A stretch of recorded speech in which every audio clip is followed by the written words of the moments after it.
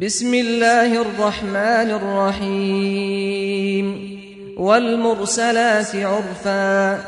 فالعاصفات عصفا والناشرات نشرا فالفارقات فرقا فالملقيات ذكرا عذرا أو نذرا إنما توعدون لواقع فإذا النجوم طمست وإذا السماء فرجت وإذا الجبال نسفت وإذا الرسل أقتت لأي يوم أجلت ليوم الفصل وما أدراك ما يوم الفصل ويل يومئذ للمكذبين ألم نهلك الأولين ثم نتبعهم الآخرين كذلك نفعل بالمجرمين ويل يومئذ للمكذبين ألم نخلقكم من ماء مهين فجعلناه في قرار مكين إلى قدر معلوم فقدرنا فنعم القادرون ويل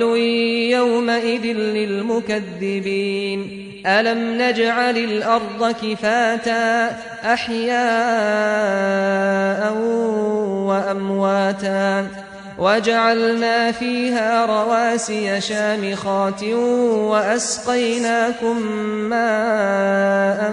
فراتا ويل يومئذ للمكذبين انطلقوا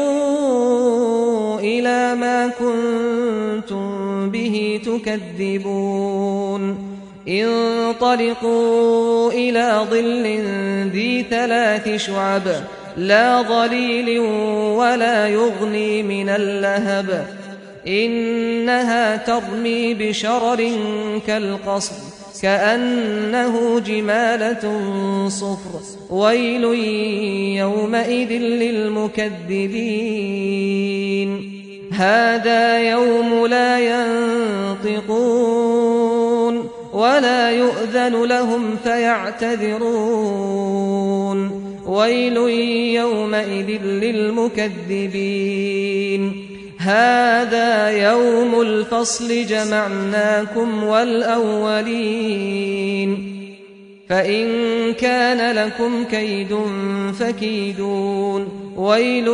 يومئذ للمكذبين إن المتقين في ظلال وعيون وفواكه مما يشتهون كلوا واشربوا هنيئا بما كنتم تعملون إنا كذلك نجزي المحسنين ويل يومئذ للمكذبين كلوا وتمتعوا قليلا إنكم مجرمون ويل يومئذ للمكذبين وإذا قيل لهم اركعوا لا يركعون ويل